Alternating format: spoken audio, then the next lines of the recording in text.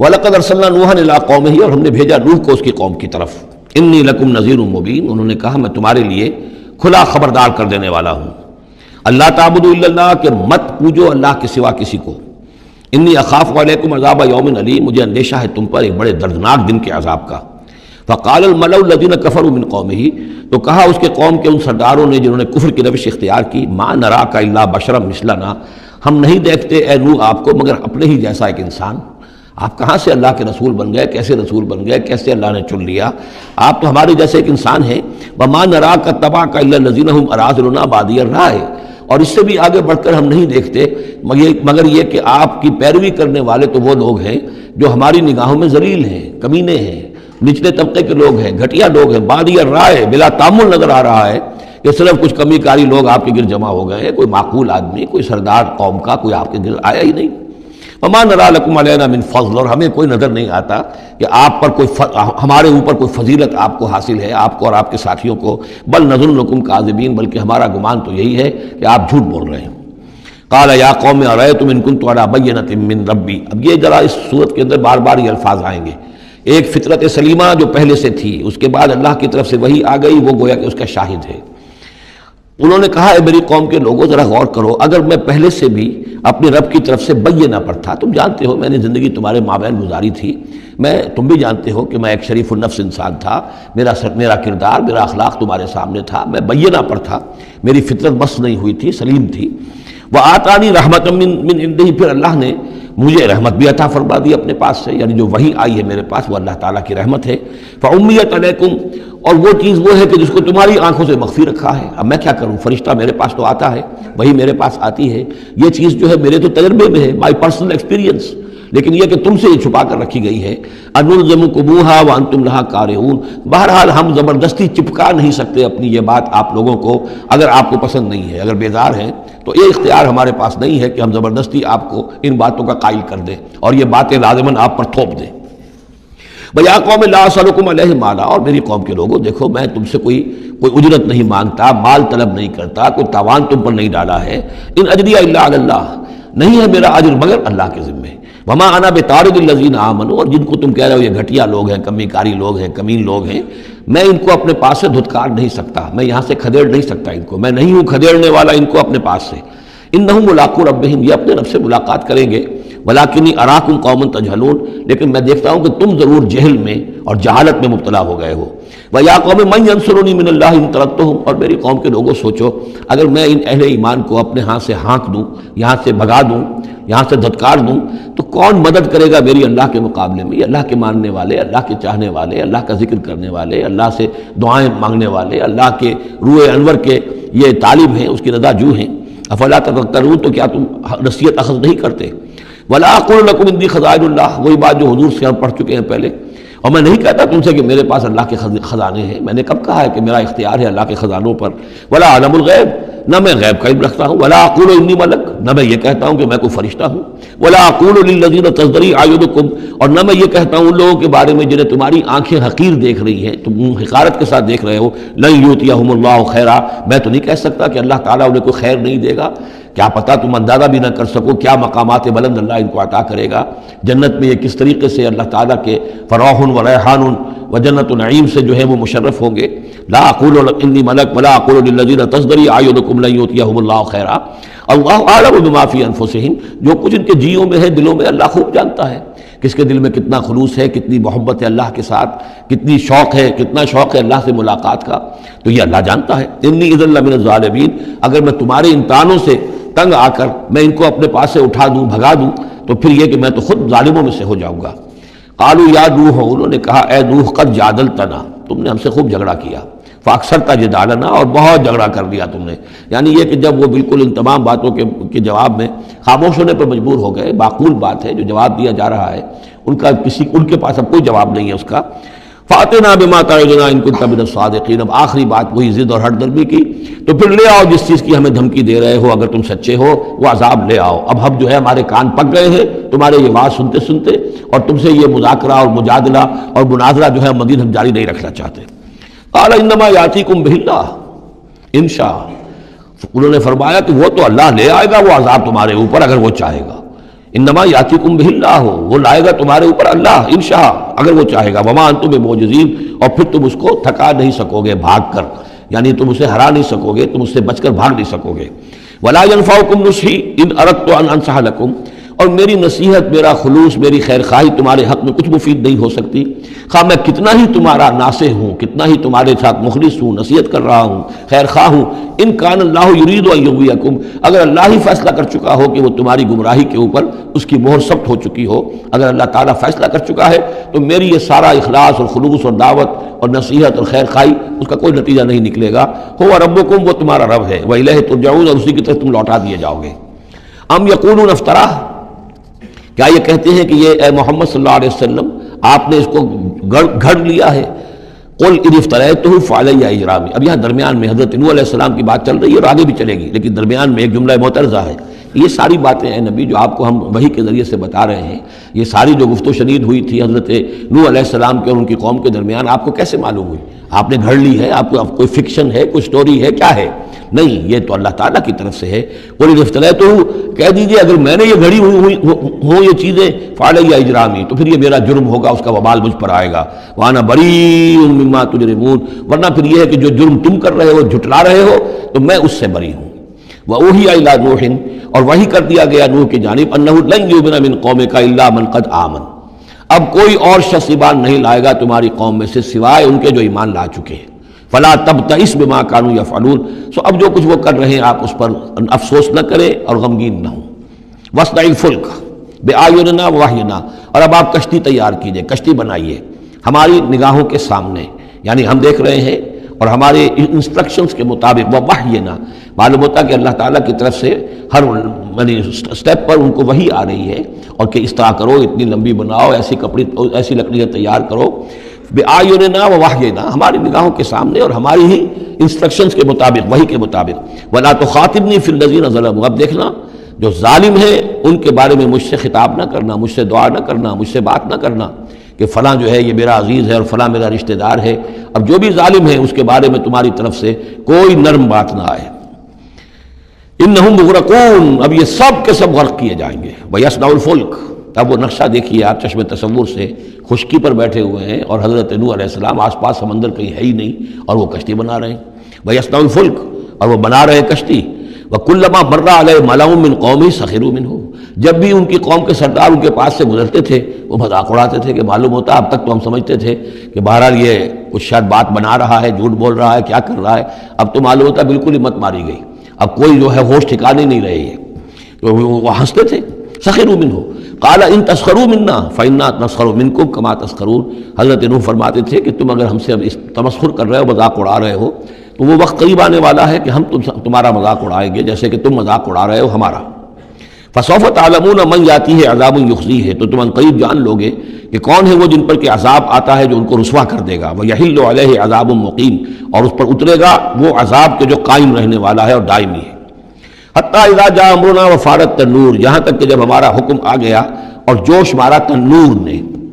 اب یہ جو ہے جہاں تک اس کا یعنی جیوگرافیکل یا جیولوجیکل جو بھی اس کا پس منظر ہے، اس کے ضمن میں ایچ جی ویلز نے جو بات کہی ہے وہ میں آپ کو بتا دینا چاہتا ہوں۔ اس کا کہنا یہ ہے کہ میڈیٹرینین کا جو اس کی سطح وہ بہت بلند تھی، اور ساحل کے ساتھ ساتھ جو ہے اس کے جو مشرقی ساحل ہے اس کا، جو شام کا اور فلسطین کا، تو یہاں پر جو ہے وہ اونچے پہاڑ تھے۔ جیسے کراچی کے بارے میں بھی کہا جاتا ہے کہ کراچی کے بعض علاقے جو ہیں وہ سطح سمندر سے نیچے ہیں، لیکن ساحل کے ساتھ ساتھ اونچا علاقہ ایسا ہے کہ جو سمندر کو روکے ہوئے ہے۔ اگر کسی جگہ پر ایسا ہو تو اگر کہیں کوئی ایک سوراخ بھی ہو جائے تو یہ ایسا ہی ہے جیسے کسی بڑے بند میں سوراخ ہو جائے۔ اگر خدا نہ خواستہ کہیں تربیلا ڈیم میں یا کہیں کوئی اور اس طریقے کی بات ہو جائے تو پھر جو تباہی آئے گی اس کا آپ اندازہ کر لیجئے۔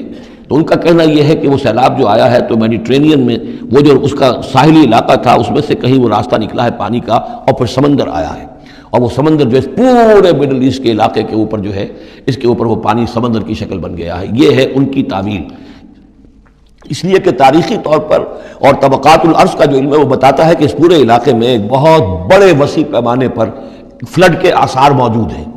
وہ آثار جو ہیں وہ ایسے ہیں کہ اس پورے علاقے کے اندر وہ فلڈ آیا تھا، اور اس کی یہ توجیہ ہے جو وہ لوگ کرتے ہیں۔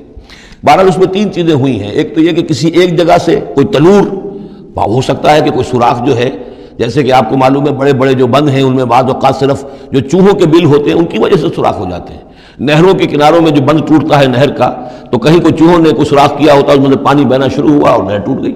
اسی طریقے سے ہو سکتا ہے کہ کسی تنور کے اندر سے پہلی مرتبہ پانی نکلا ہو. پھر یہ کہ زمین کے بھی اللہ تعالیٰ نے جو ہے وہ کھول دیے سوتے اور آسمان سے بھی پانی برسا.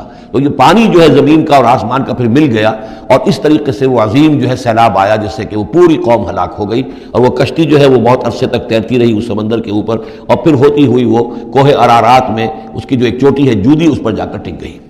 واللہ عالم. ابھی اس پر مزید ضرورت ہے اصل میں کام کرنے کی. ویسے یہ خبریں بھی ہیں کہ بعض اوقات کوئی کشتی نما چیز دیکھی گئی ہے. یہ علاقہ جو ہے اصل میں کہ جو جہاں پہ ترکی کی سرحد ملتی ہے روس کے ساتھ، ادھر وہ آذربائیجان وغیرہ کا علاقہ ہے، ادھر پھر یہ ترکی ہے، اوپر روس کا علاقہ جو ہے، تو اس میں ادھر سے راستہ جو ہے بہت دشوار گزار ہے، چڑھ نہیں سکتے. روس کی طرف سے راستہ ہے، اس کی چوٹیوں پر بعض پائلٹس نے کہیں دیکھا ہے اور خبر دی ہے کہ کوئی بہت بڑی کشتی قسم کی شے جو ہے وہ کسی چوٹی کے اوپر رکھی ہوئی ہے. اور قرآن مجید چونکہ بار بار کہتا ہے کہ ہم اسے برقرار رکھیں گے، ایک وقت آئے گا کہ وہ لوگوں کے لیے ایک نشانی بن کر ظاہر ہوگی، تو اس سے معلوم ہوتا ہے کہ وہ کشتی ابھی وہاں پر موجود ہے اور انسان جو ہے اس تک رسائی حاصل کرے گا. وفارت تنور حتی اذا جاء امرنا، وفارت تنور جب ہمارا حکم آ پہنچا اور جوش مارا تنور نے، ابل پڑا تنور. قل نحمل فیہا من کل زوجین اثنین، تو ہم نے کہا اے نوح اپنی اس کشتی میں تمام حیوانات کا ایک ایک جوڑا رکھ لو، واہلک اور اپنے گھر والوں کو بھی، اپنے گھر والے اہل و عیال کو، الا من سبق علیہ القول، سوائے آپ کے اہل و عیال میں سے وہ کہ جن کے بارے میں پہلے حکم گزر چکا ہے. یہ حضرت نوح کے خاندان میں سے ایک ان کی بیوی اور اسی بیوی کا بیٹا یام، 3 بیٹے ان کے ساتھ بچے ہیں جو اہل ایمان تھے، حام، سام اور یافس. سام کی اولاد ہے وہ جو نیچے تمام ہم نے ابھی نقشہ دیکھا ہے، حضرت ابراہیم بھی سامی ہیں اور یہ قوم عاد بھی سامی، قوم سمود بھی سامی، یہ سیمیٹک ریسز کہلاتی ہیں. لیکن یہ کہ حضرت حام کی اولاد اب وہ مستفصل میں نہیں جا سکتا، اور حضرت یافس کی اولاد یہ اور دوسرے علاقوں میں جا کر آباد ہو گئے. یہ جو نیچے کی طرف اترے ہیں یہ حضرت سام کی نسل ہے. چوتھا بیٹا ان کا تھا یام، یا اس کا ایک خطاب اور بھی تھا کنعان، اور اس کی جو ماں تھی تو یہ مشرک تھے اور یہ اہل ایمان کے ساتھ شریک نہیں تھے، لہذا یہ کشتی میں شامل نہیں ہوئے.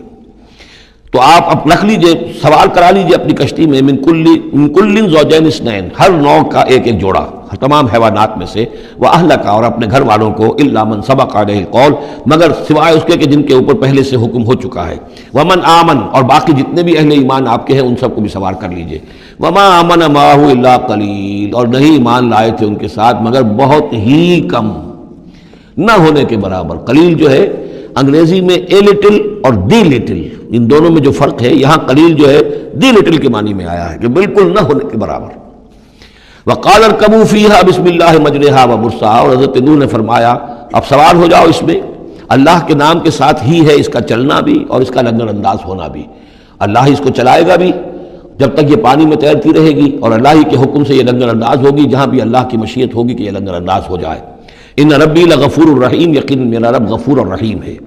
وہی تجری بہم فی موج کالجبال، اب وہ کشتی چل رہی تھی ان کو لے کر موجوں میں، اور موجیں پہاڑ جیسی موجیں. ونادى نوح ابنہ، اور نوح نے پکارا اپنے بیٹے کو، اسی کو یام کو یا کنعان کو. وکان فی معدل، اور وہ ایک کنارے کی طرف تھا.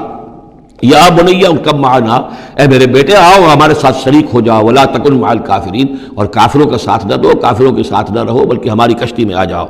قال سآوی الی جبل یعصمنی من الماء، اس نے کہا نہیں میں ابھی اس پہاڑ کے اوپر چڑھ جاؤں گا، میں وہاں پہنچ جاؤں گا، وہ مجھے پانی سے بچا لے گا. قال لا عاصم اليوم من امر اللہ الا من رحم، حضرت نوح نے فرمایا نہیں، آج کے دن کوئی شے بچانے والی نہیں ہے اللہ کے امر سے سوائے اس کے جس پر اللہ ہی رحم فرما دے. وحال بینہم الموج، اور اسی گفتگو کے دوران ایک بڑی سی موج حائل ہوئی ان کے مابین. فکان من المغرقین، اور وہ بیٹا جو ہے ان کی نگاہوں کے سامنے غرق ہو گیا. وقیل یا ارض ابلعی ماءک، اور کہہ دیا گیا اے زمین اپنے پانی کو نگل جا، واپس پانی زمین کے اندر جذب ہو جائے. کتنا وقت لگا ہوگا یہ اللہ بہتر جانتا ہے، لیکن یہ آخر کار جو شکل بنی ہے کہ زمین کے اندر پانی جذب ہو گیا جو زمین سے آیا تھا.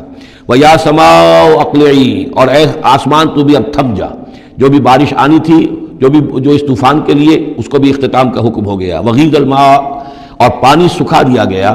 وقضی الامر، اور فیصلہ چکا دیا گیا. واستوت علی الجودی، اور وہ کشتی جو ہے جودی پہاڑ کے اوپر جا کر رک گئی. وقیل بعدا للقوم الظالمین، اور کہہ دیا گیا ہلاکت اور دوری ہے اس قوم کے لیے کہ جو ظالم تھی، یعنی اب اس کا نسیہ منسیہ ہو گئی، اب اس کا نام و نشان موجود نہ رہا.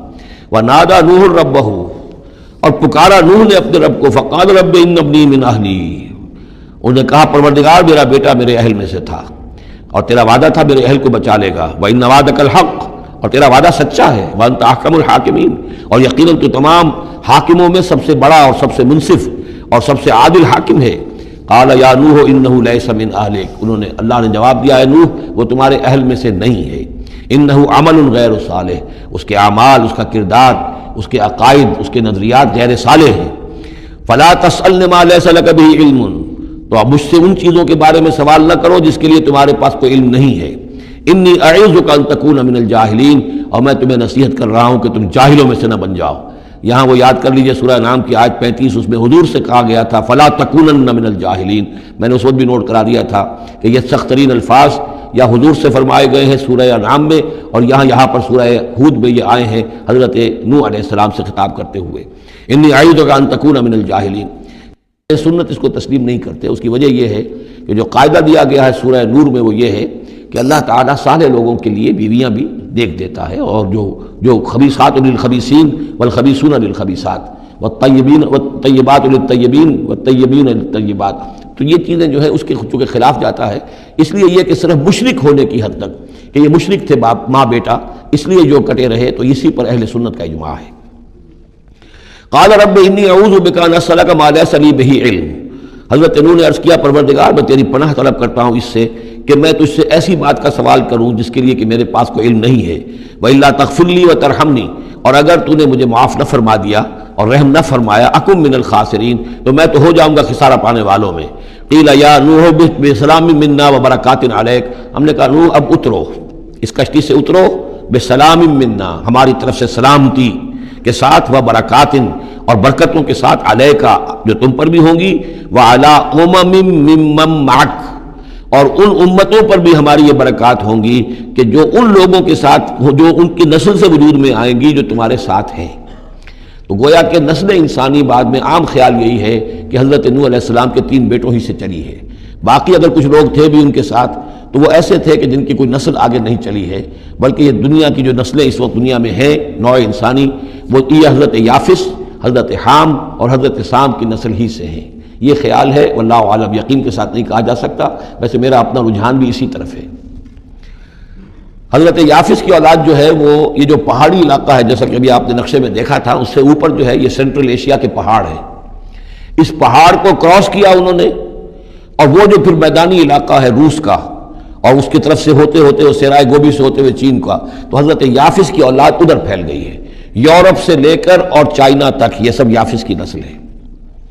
حضرت حام کی اولاد مشرق اور مغرب میں چلی گئی، اسی پہاڑی سلسلے کے دامن میں ہوتی ہوئی. ایک شاخ ان کی ایران ہوتے ہوئے بھارت چلی گئی، انڈیا چلی گئی، سندھ اور ہند، اور ایک شاخ جو ہے سینائی پیننسولا کراس کر کے یہ سوڈان اور مصر چلی گئی. یہ ہے حضرت حام کی نسل میں سے. یہ عام طور پر جو ہمارے پرانے ماہرین انساب ہیں ان کا کہنا یہ ہے. انہی میں سے معلوم ہوتا ہے کہ جو یہ یورپین ہیں جو کہ انڈو ایرانین جو کہلاتے ہیں ایرینز، تو یہ ایرینز جو ہے یہ سب حضرت حام کی اولاد میں سے معلوم ہوتے ہیں. ان میں سے گریکس بھی ہیں اور ان میں رومنز بھی ہیں اور ان میں جرمنز بھی ہیں. باقی جو ہے یہ نسلیں جو ہے یہ اینگلو سیکسنز، یہ ہے حضرت یافسی کے نسل سے جو اوپر سے جا کر اور یہ اسکینڈینیوین کنٹری سے ہو کر پھر نیچے اترے ہیں یورپ کی طرف. تو یہ جو ناردرنرز کہلاتے ہیں، دی نارڈک ریسز، شمالی اقوام جو ہیں اینگلو سیکسنز ان میں سے ہیں. لیکن جو مشرقی یورپ کی یہ اقوام ہیں یہ اصل میں یہ بھی آریائی نسل جو ہے حضرت حام کی نسل میں سے، واللہ عالم. تو یہاں وہ الفاظ آ گئے تھے قال یا نوح بسلام منا وبرکات علیک وعلی امم ممن معک، ان امتوں اور قوموں پر بھی سلامتی اور برکات جو ان میں سے ہوں گی جو تمہارے ساتھ ہیں، تمہارے ساتھ جو اس کشتی میں سوار ہیں. وَأُمَمٌ سَنُمَتِّعُهُمْ، اور کچھ اور قومیں بھی ہوں گی، فرقے ہوں گے جنہیں ہم کچھ سامان دیں گے دنیا کا. ثُمَّ يَمَسُّهُم مِّنَّا عَذَابٌ أَلِيمٌ، اور پھر ان کے اوپر ہماری طرف سے ایک بڑا زبردست عذاب آئے گا، جیسے کہ پھر قوم ہود پر اور قوم صالح پر آیا ہے. تِلْكَ مِنْ أَنْبَاءِ الْغَيْبِ نُوحِيهَا إِلَيْكَ، یہ غیب کی خبروں میں سے ہے جو وحی کر رہے ہیں ہم آپ کی جانب اے محمد صلی اللہ علیہ وسلم. وما كنت تعلمها انت ولا قومك، اور نہیں جانتے تھے آپ ان کو، نہ آپ نہ آپ کی قوم اس سے واقف تھی، من قبل ھذا، اس سے پہلے. فاصبر، تو اے نبی صبر کیجئے. ان العاقبۃ للمتقین، یقیناً آخری انجام جو ہے وہ بھلا ہوگا اہل تقوی ہی کا.